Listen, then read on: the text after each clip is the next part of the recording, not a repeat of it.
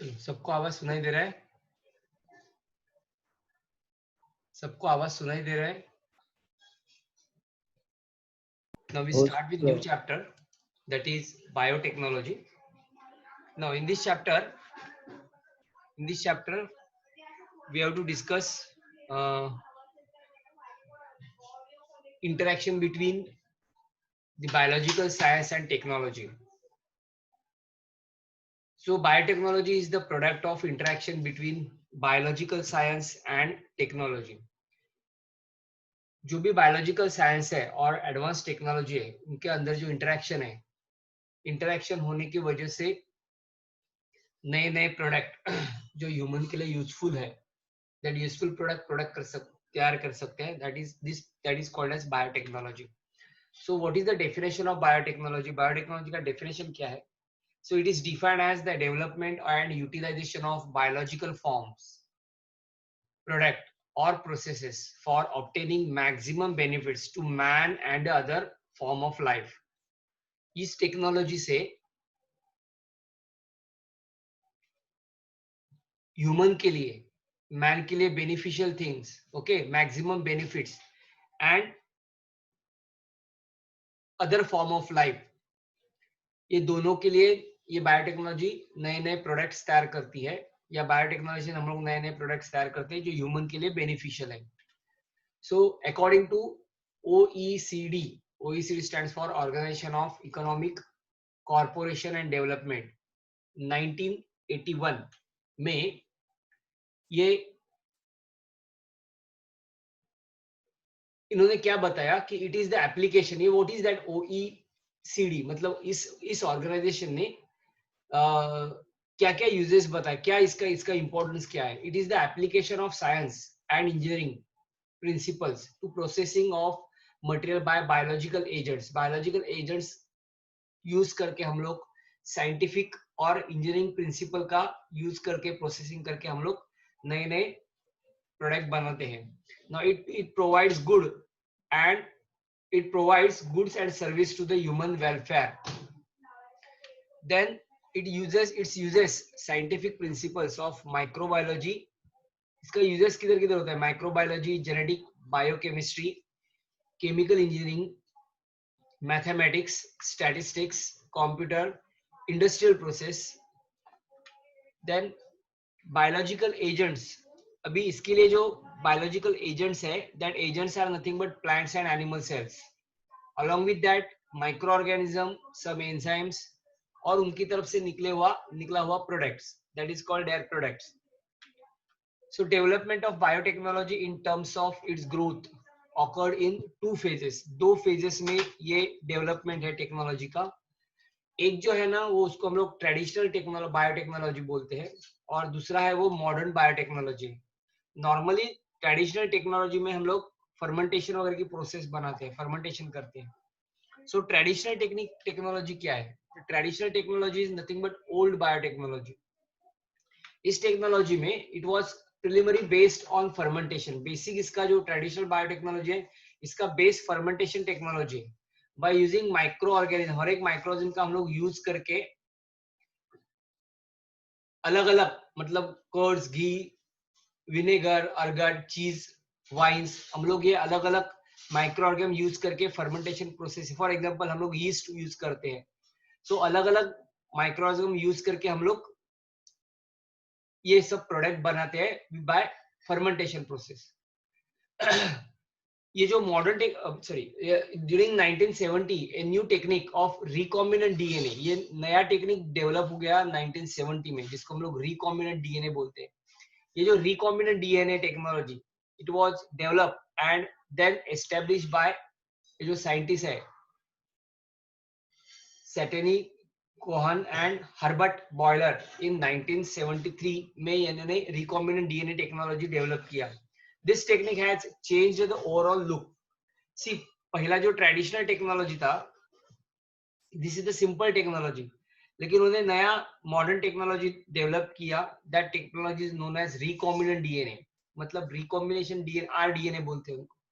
और उससे बहुत फायदा हुआ, पूरा का पूरा टेक्नोलॉजी ही चेंज हो गया. So technique permits to change modified genetic, मतलब जेनेटिक मटेरियल जो है ओके, ये मटेरियल यूज करके नया जेनेटिक मटेरियल जो अपने लिए यूजफुल है, ओके, ह्यूमन के लिए यूजफुल है, ये सब जेनेटिक मटेरियल डेवलप इस टेक्निक से किया, that is called as recombinant DNA.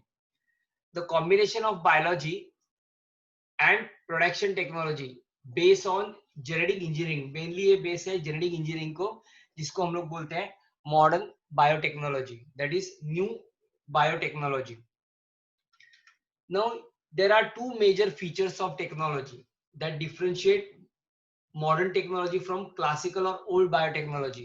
So, दो अलग अलग इसका फीचर्स, मतलब इंपॉर्टेंस क्या है ओल्ड बायोटेक्नोलॉजी का जो हम लोग यूज करते थे, दैट इज कॉल्ड, हम लोग बोलते हैं प्रिमिटिव वन. प्रिमिटिव मतलब फर्मेंटेशन प्रोसेस से हम लोग ये टेक्नोलॉजी फर्मेंटेशन प्रोसेस यूज करते थे. लेकिन ये जो मॉडर्न टेक्नोलॉजी है बायोटेक्नोलॉजी, हम लोग रिकॉम्बिनेंट आरडीएनए यूज करके ये टेक्नोलॉजी डेवलप किया, जिसको हम लोग मॉडर्न टेक्नोलॉजी बोलते हैं. तो उसका फीचर्स क्या है? First one is capability of science to change the genetic material of genetic new specific product through rDNA. RDNA technology से हम लोग नया जेनेटिक प्रोडक्ट तैयार करते हैं. इसमें पॉलीमरेज चेन रिएक्शन आता है, जिसको हम लोग पीसीआर बोलते हैं. देन माइक्रो एरे होता है. देन सेल कल्चर करते हैं हम लोग, फ्यूजन करते हैं और बायो प्रोसेसिंग करते हैं. सो ये एक बहुत इंपॉर्टेंट फीचर्स है आर डीएनए का, मतलब रिकॉम्बिनेंट डीएनए का. सो ये रिकॉम्बिनेंट डीएनए क्या कर सकता है? It is a capability of science to change. हम लोग जेनेटिक मटेरियल चेंज कर सकते हैं, न्यू जेनेटिक मटेरियल तैयार कर सकते हैं आरडीएनए टेक्नोलॉजी से. पीसीआर मतलब पॉलीमरेज चेन रिएक्शन है, माइक्रो एरे है, सेल्स कल्चर है, फ्यूजन एंड बायो प्रोसेसिंग कर सकते हैं. Ownership of technology and it's socio political impact.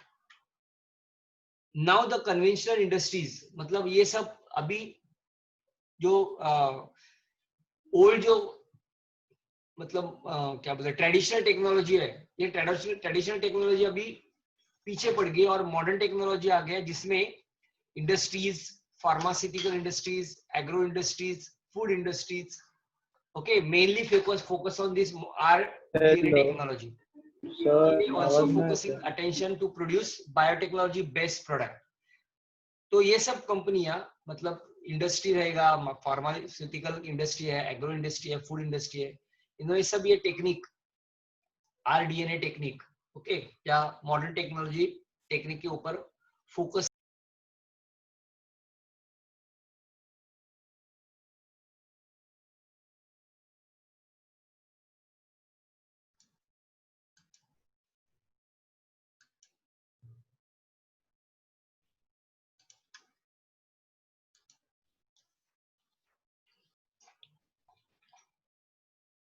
No, इसके आगे हम लोग देखते हैं principle and processing of biotechnology. ये बायोटेक्नोलॉजी का प्रिंसिपल क्या है, क्या प्रोसेस करते हैं, क्या एक्चुअली एग्जैक्टली होता है बायोटेक्नोलॉजी में. इसे अप्लाइड का टॉपिक है. Now the modern biotechnology is based on two core technique. दो मेन टेक्निक के ऊपर ये बायोटेक्नोलॉजी है. फर्स्ट है वो जेनेटिक इंजीनियरिंग एंड सेकंड है केमिकल इंजीनियरिंग. सो ये जेनेटिक इंजीनियरिंग में क्लोनिंग वगैरह की प्रोसेस आती है. सो जेनेटिक इंजीनियरिंग का मतलब क्या है? Genetic engineering deals with the alteration of genetic material. Genetic material जो है दैट इज डीएनए, आरएनए, उसका अल्टरेशन करते हैं, मतलब उसमें चेंज कर देते हैं. वाइल केमिकल इंजीनियरिंग है, ये chemical engineering deals with maintaining sterile environment for manufacturing variety of useful product. जो भी सी जेनेटिक इंजीनियरिंग में हम लोग जीन का जेनेटिक मटेरियल अल्टरेशन करते हैं, यानी कि डीएनए, आरएनए, और उसके बाद जो सेकंड आता है that is called chemical engineering, जिसमें हम लोग क्या करते हैं? स्टेराइल कंडीशन मेंटेन करते हैं, okay, manufacturing variety of useful product including vaccine है, एंटीबॉडीज है, एंजाइम है, ऑर्गेनिक एसिड है, विटामिन है, थेरेप्यूटिक यूजेस के लिए सब लोग ये तैयार करते हैं. Now the genetic engineering is defined as, तो अभी जेनेटिक इंजीनियरिंग का मतलब क्या, exactly what happen in genetic engineering, ये हम लोग देखेंगे जेनेटिक इंजीनियरिंग में एक्जैक्टली होता क्या है. So genetic engineering is defined as the manipulation of genetic material. हम लोग जेनेटिक मटेरियल जो है, बराबर ना, for example you take bacteria या प्लाज्मिड, उसके अंदर जो जेनेटिक मटेरियल है, ये जेनेटिक मटेरियल मैनिपुलेट करते हैं, एडजस्ट करते हैं towards a desire and. and in the direct and predetermined way using in vitro process. मतलब ये हम लोग सब प्रोसेस जेनेटिक इंजीनियरिंग की प्रोसेस बॉडी के बाहर करते हैं, इसके लिए हम लोग इन विट्रो बोलते हैं. सो बॉडी के बाहर इस बैक्टीरिया को जैसे ह्यूमन के लिए या यूजफुल थिंग के लिए मांगता है उस हिसाब से हम लोग जेनेटिक मटेरियल को अल्टर कर देते हैं, मैनिपुलेट कर देते हैं. इसको हम लोग जेनेटिक इंजीनियरिंग बोलते हैं. So manipulation of gene involves either उसमें repairing of the defective gene आता है, मतलब जो जीन खराब है वो हम लोग निकालते हैं, और रिप्लेसिंग ऑफ डिफेक्टिव जीन, या हम लोग रिप्लेस कर देते हैं, या आइदर हम लोग डिफेक्टिव जीन निकालते हैं या फिर वो जीन हम लोग रिप्लेस कर देते हैं. And we add healthy gene और नॉर्मल जीन उसके अंदर लगा देते हैं. So artificially synthesizing of total new gene, हम लोग आर्टिफिशियली तैयार किया हुआ जीन जो डिफेक्टिव जीन है या जिसको हमको रिपेयर करने का है वो जीन निकाल के हम लोग artificially synthesize gene new gene उधर लगा देते हैं.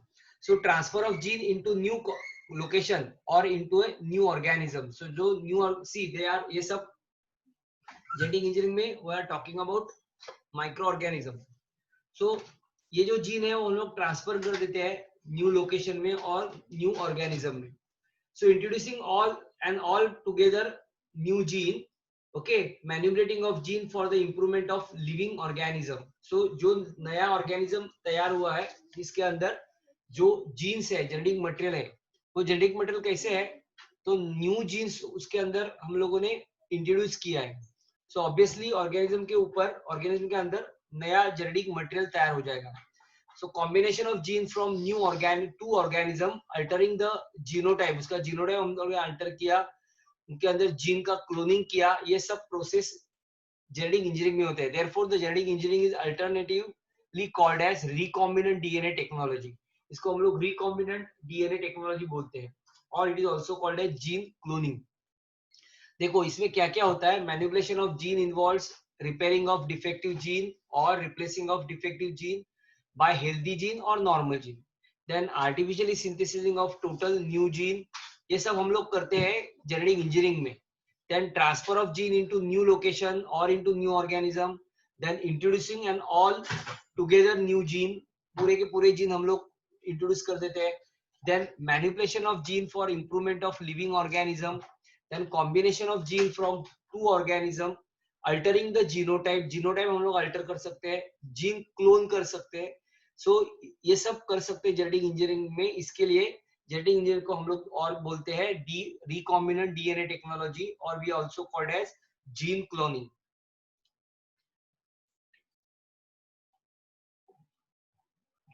तो ये टेक्निक क्या है, the technique of gene cloning and DNA technology क्या है. See in gene cloning a gene of known function can be transfer from its normal location into a cell, okay, via suitable vector. See अगर एक का genetic material दूसरे genetic material में हमको insert करने का है, ट्रांसफर करने का है, तो we require some vector. Okay, with help of vector हम लोग ये एक ऑर्गेनिज्म का जेनेटिक मटेरियल दूसरे ऑर्गेनिज्म के जेनेटिक मटेरियल के अंदर इंट्रोड्यूस कर देंगे. सो ये टेक्निक जो है इन दिस, इसको हम लोग जीन क्लोनिंग भी बोलते हैं, जीन का क्लोन करना. ना क्लोन का मतलब है जेनेटिक मटेरियल एक जीन से दूसरे जीन में, एक ऑर्गेनिज्म से दूसरे ऑर्गेनिज्म में ट्रांसफर करना. आपको मालूम है असेक्सुअल रिप्रोडक्शन में there is no fusion of male and female gamete. So जो ऑर्गेनिज्म तैयार होता है वो एग्जैक्टली पैरेंट जैसे ही होता है जिसका जेनेटिक मटेरियल सेम होता है, दैट्स व्हाई इसको हम लोग क्लोन बोलते हैं. So same way genetic material हम लोग एक ऑर्गेनिज्म से दूसरे ऑर्गेनिज्म के अंदर ट्रांसफर करते हैं with help of suitable vector. कोई भी सुटेबल वेक्टर से हम लोग उसको दूसरे ऑर्गेनिज्म में इंसर्ट करते हैं. So transferred gene is replace normally and is handed over to the next progeny. ये जो जीन है ये रिप्लिकेट होते हैं, जो ट्रांसफर किए हुए जीन है, that transfer gene get replicate normally जैसे रिप्लिकेशन होता है वैसा रिप्लिकेशन होता है, एंड उसके आगे उसका प्रोजेनी कंटिन्यू होता है. मतलब जो हम लोगों ने इंट्रोड्यूस किया हुआ है यूजफुल जेनेटिक मटेरियल या जीन, वो जीन जो हम लोगों ने इंट्रोड्यूस किया है उसमें नॉर्मल रिप्लिकेशन होके वापस उसका प्रोजेनी फिर आगे उस जेनेटिक मटेरियल का प्रोजेनी आगे कंटिन्यू हो जाएगा. So before production procedure of gene cloning. अभी ये जीन क्लोनिंग क्या है वो हम लोग देखेंगे एक्चुअली, मतलब टेक्निक देखेंगे. जीन रिकॉम्बिनेंट डीएनए एग्जैक्टली क्या है, जीन क्लोन कैसे करते हैं. First we know, let us know briefly about the basic requirement for technique. अगर ये रिकॉम्बिनेंट डीएनए करने का है तो आपको बेसिक टेक्निक मालूम होना जरूरी है. व्हाट वी रिक्वायर्ड एक्चुअली, ये करने के लिए क्या क्या लगेगा. सो पहला लगेगा अपने को instrument, that is device. So different instruments we required. Second required biological tools. एक रिक्वायरमेंट हो गया इंस्ट्रूमेंट का. दूसरा है अलग अलग टूल्स लगेगा. सो पहला जो हम लोग देखेंगे that is called different instruments. Now different instruments या डिवाइस में एक जो डिवाइस है जो उसका हम लोग डायग्राम देखेंगे उसको बोलते हैं माइक्रोमोलिकुलर. माइक्रोमोलिक्यूल जो है, sorry it is macromolecule. So macromolecule है जैसे कि डीएनए और आरएनए प्रोटीन है, ये लिविंग सेल में सिंथेसाइज होते हैं. Okay, which vary in either molecular weight. So उनका जो डीएनए आरएनए प्रोटीन है वो हर एक ऑर्गेनिज्म में हर एक का मॉलिक्यूलर वेट, हर एक का सोलिबिलिटी, उनके पास जो चार्ज होता है वो, देन एब्सॉर्प्शन ऑफ लाइट, ये जो फैक्टर्स है वो हर एक में अलग अलग होते हैं. Okay, so several techniques are used to isolate and characterize the macromolecules. तो ये सबको हमको अलग अलग करने का है, तो अलग अलग टेक्निक्स आइसोलेट करने का है, सेपरेट करने का है, तो अलग अलग टेक्निक होना बहुत जरूरी है. अलग अलग टेक्निक से उनको अलग करना जरूरी है. बिकॉज ये जो माइक्रोमोलिक्यूल है ये अलग अलग कैटेगरी में आते हैं. मतलब उनका हर एक का मॉलिक्यूलर वेट अलग है, हर एक का सोलिबिलिटी अलग है, उनके पास जो चार्ज है वो अलग है, लाइट एब्सॉर्प्शन की कैपेसिटी है वो अलग है. सो इसके लिए अलग अलग टेक्निक हम लोग यूज करते हैं. The size of the different types of molecules varies and therefore their molecular weight is also varies. So उनका जो different size है molecules का वो अलग अलग होने की वजह से obviously उनका molecular weight भी अलग अलग होता है. So the technique used to base on molecular weight. So ये जो टेक्निक है इसमें कौन सा बेस उन्होंने पकड़ा है, कौन सा बेस लेके ये सब टेक्निक किया है. तो पहला है वो molecular weight, दूसरा है वो ऑस्मोटिक प्रेशर, तीसरा है वो आयन एक्सचेंज क्रोमेटोग्राफी, चौथा है तो स्पेक्ट्रोस्कोपी, देन मास स्पेक्ट्रोस्कोपी, और लास्ट है वो इलेक्ट्रोफोरेसिस.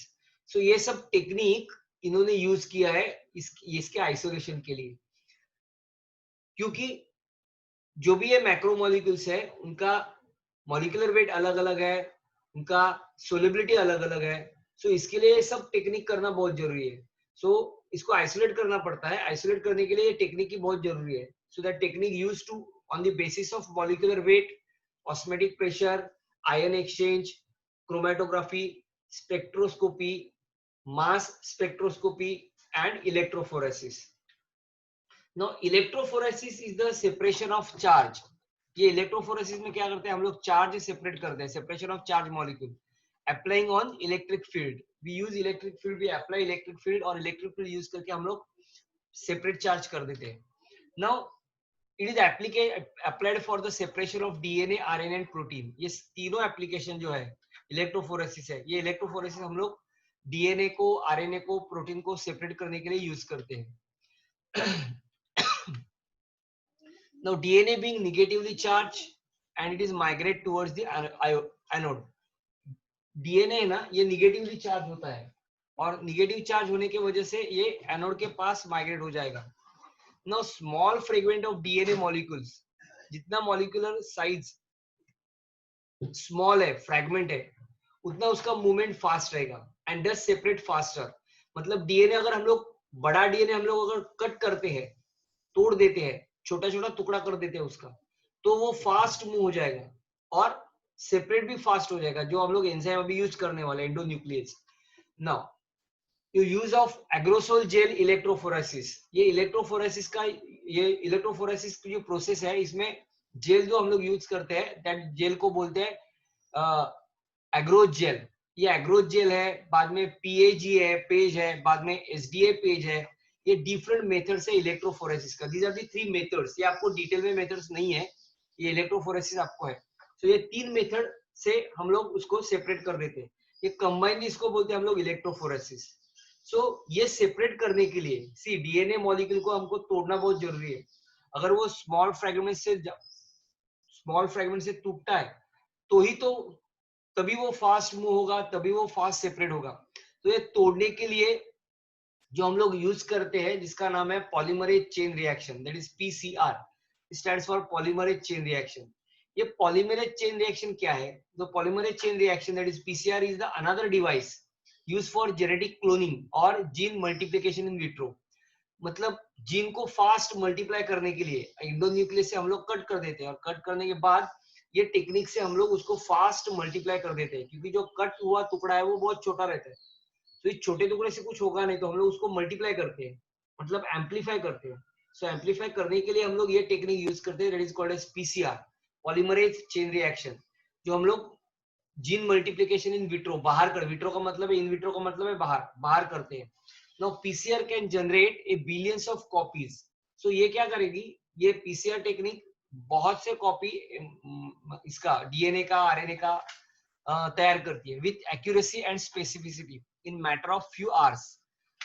कम समय में, कम से कम समय में ज्यादा से ज्यादा डीएनए और आरएनए का डीएनए और आरएनए तैयार करती है, okay, with high accuracy and specificity. उसका एक्यूरेसी स्पेस एक्यूरेट रहता है, बिलियंस ऑफ कॉपी फॉर्म होता है इससे। Now the process of PCR completely automated and involve automatic thermal cycle. ये जो है ना, ये पीसीआर मशीन रहती है, ये मशीन में ये ऑटोमेटिक प्रोसेस हो जाती है, ओके, जिसको हम लोग ऑटोमेटिक थर्मल साइकिल बोलते हैं, फॉर डीनेचुरेशन एंड रीनेचुरेशन। हम लोग डीनेचुरेट करके बाद में रीनेचुरेट करते हैं for double standard DNA.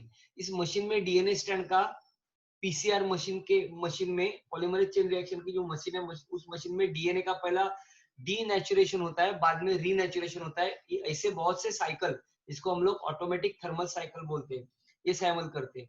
The device required for PCR is called as thermal cycle. ये जो थर्मल साइकिल होता है, मतलब ये पीसीआर का जो साइकिल होता है, जिस साइकिल को हम लोग थर्मल साइकिल बोलते हैं। Now the PCR is in vitro. In vitro मतलब ये हम लोग बाहर करते हैं। देखो पीसीआर का मतलब है जो छोटा छोटा टुकड़ा जो हुआ है डीएनए का, इसका हम लोग मल्टीप्लिकेशन करते हैं, मतलब कुछ ही समय में हम लोग बिलियंस ऑफ डीएनए फॉर्म करते हैं, जो एक्यूरेट भी रहता है और स्पेसिफिक भी रहता है। सो इसको हम लोग बाहर करते हैं, इसके लिए इसको इन विट्रो बोलते हैं। So PCR is in vitro amplification for desire DNA segment which requires, क्या क्या लगेगा अपने को, DNA containing the desire segment to be amplified, जिसको हमको एम्पलीफाई करना है, बड़ा करना का है, बढ़ाने का है, वो डीएनए स्ट्रैंड लगेगा, उसका सेगमेंट लगेगा, स्ट्रैंड नहीं सेगमेंट लगेगा, स्ट्रैंड का छोटा पार्ट लगेगा। बाद में several molecules of 4 deoxyribonucleotide triphosphate, that is dNTPs, ये दूसरा पार्ट लगता है।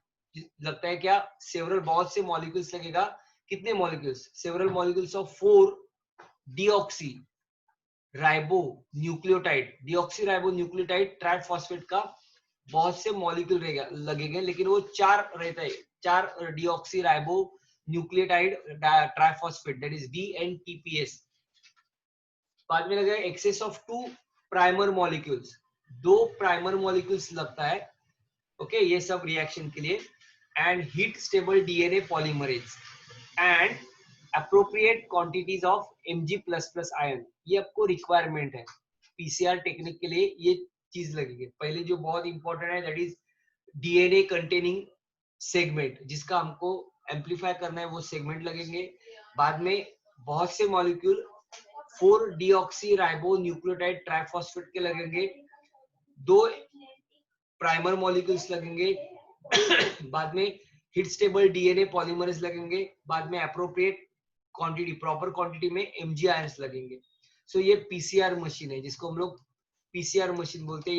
ये मशीन में ये इन विट्रो एम्पलीफिकेशन होता है डीएनए का, मतलब डीएनए के सेगमेंट का। सो एक सेगमेंट से बहुत से सेगमेंट फॉर्म होते हैं, बहुत से सेगमेंट तैयार होते हैं।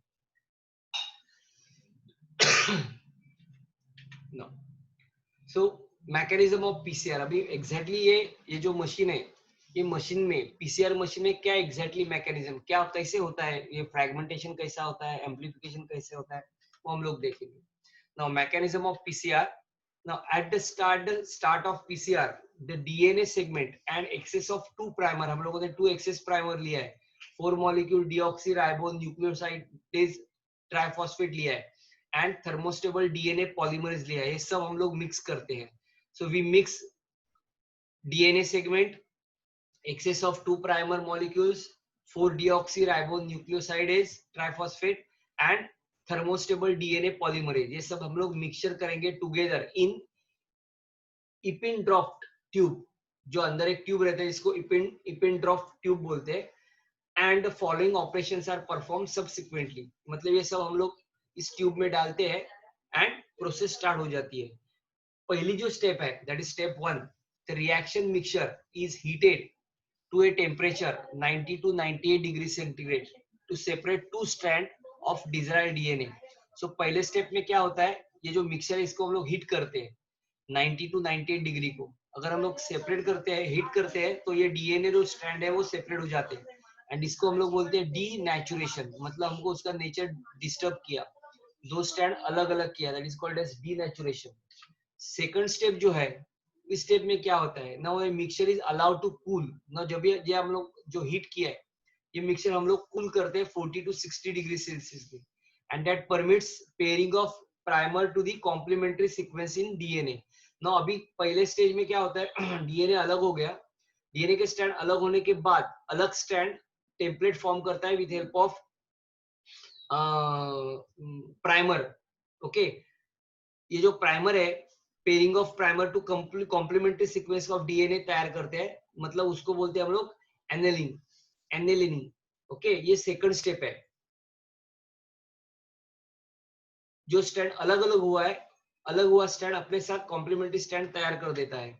स्टेप थर्ड जो है दैट उस ऊपर टेम्परेचर ठंडा रहता है, 40 to 60 रहता है. उसके ऊपर स्टेप 1 में हम लोगों ने उसको हीट किया 90 to 98 डिग्री सेंटीग्रेड में.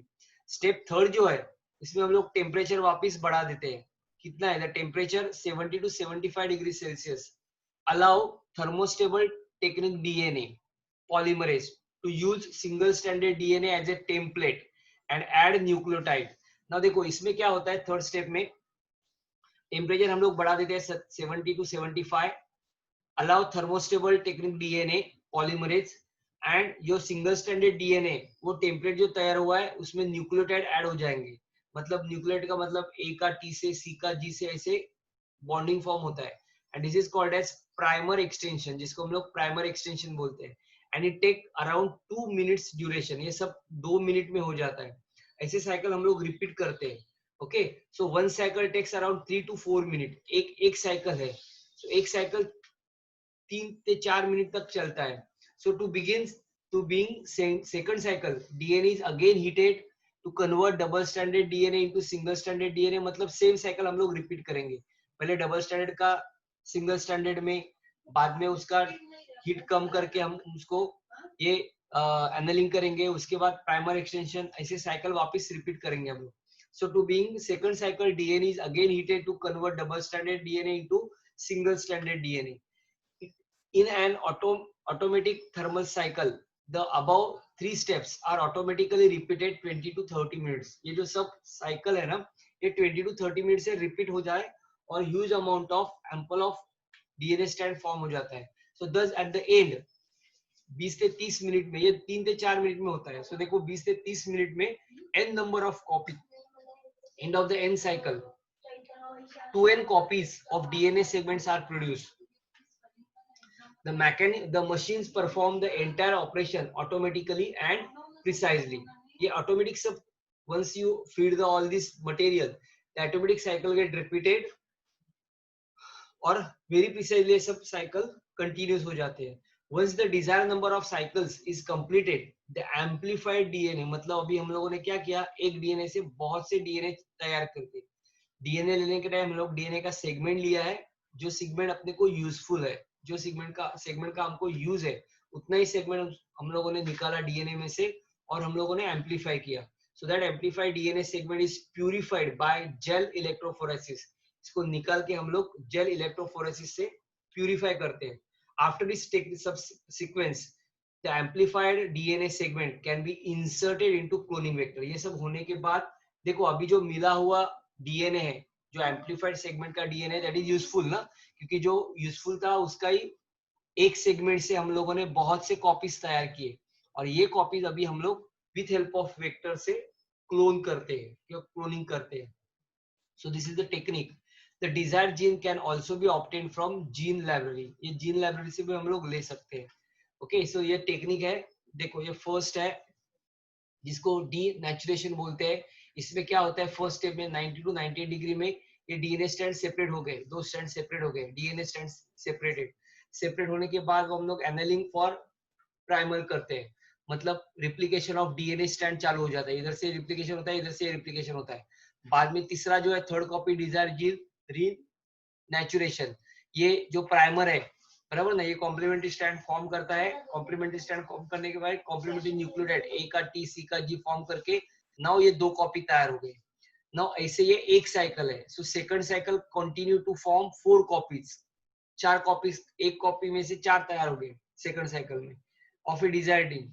Now cycle continuing to produce second copies of DNA. So ये टेक्निक है, that is called first. ये एक साइकिल है. ऐसे साइकिल 3 से 4 मिनट में होता है. So ऐसे n number of cycle form होता है 20 to 30 मिनट्स में. So DNA replication through polymerase chain reaction. This reaction is called as polymerase chain reaction. Polymerase chain reaction का मतलब है amplification. हम लोग DNA का amplification करते हैं. Again I will repeat, there is no entire DNA, the segment of the DNA.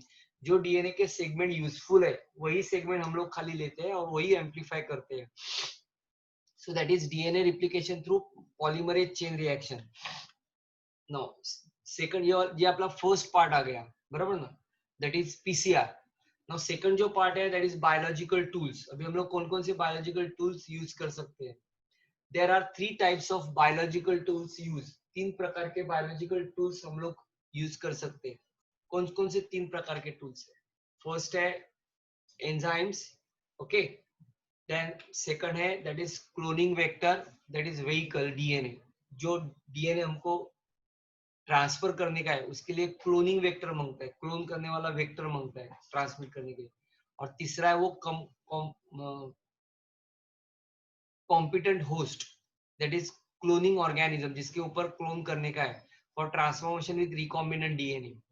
सो हम लोग पहला बात करते हैं एंजाइम्स की. सी एंजाइम्स जो लगेगा वो एंजाइम्स डीएनए स्ट्रैंड को तोड़ने वाला पहला लगेगा.